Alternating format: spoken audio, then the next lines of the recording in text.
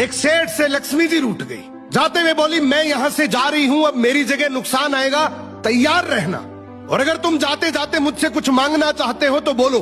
सेठ बहुत समझदार था, बड़ी विनम्रता से बोला, माता नुकसान आ रहा है तो आने दीजिए, बस मुझे आप एक वरदान दीजिए कि मेरे परिवार में हमेशा सुख शांति बनी रहे। लक्ष्मी जी मुस्कुराई, तथास्तु कहा और वहां से चली गई। अब उस सेठ की 4 बहुएं थी। कुछ दिनों बाद सबसे छोटी बहू खिचड़ी बना रही थी। उसने खिचड़ी में नमक डाला और अपने काम में व्यस्त हो गई। तभी दूसरी बहू आई और उसने खिचड़ी को बिना चखे ही और नमक डाल दिया और वो भी अपने काम में व्यस्त हो गई। ऐसे एक एक करते तीसरी और चौथी बाकी की 2 बहुएं भी आई, उन्होंने भी खिचड़ी को बिना चखे ही उसमें नमक डाल दिया। अब रात को सबसे पहले सेठ खाना खाने बैठा। जैसे ही उसने खिचड़ी का 1 चम्मच लिया, उसे महसूस हो गया कि इसमें बहुत ज्यादा नमक है, और सेठ जी तुरंत समझ गए कि नुकसान आ चुका है। किसी से कुछ नहीं कहा, चुपचाप खिचड़ी खाई और चला गया। अब सेठ के बाद खाना खाने की बारी आई सबसे बड़े बेटे की। बेटे ने खिचड़ी का 1 निवाला लिया।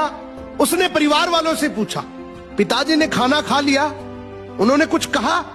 तो बाकी सबने जवाब दिया, हाँ पिताजी ने तो खाना खा लिया, लेकिन किसी से कुछ नहीं कहा। तो बड़े बेटे ने भी चुपचाप खिचड़ी खाई और चला गया।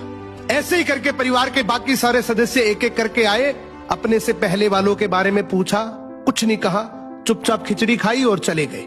अब रात को सेठ जी सो रहे थे, सपने में नुकसान आया और हाथ जोड़कर बोला, भाई मैं यहां से जा रहा हूं, मैं यहां नहीं रह सकता।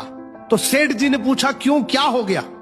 नुकसान बोला, तुम सबने मिलकर 1 किलो नमक खा लिया, पर मजाल है कोई किसी पर नहीं चिल्लाया, किसी ने गुस्सा नहीं किया, सब शांत रहे।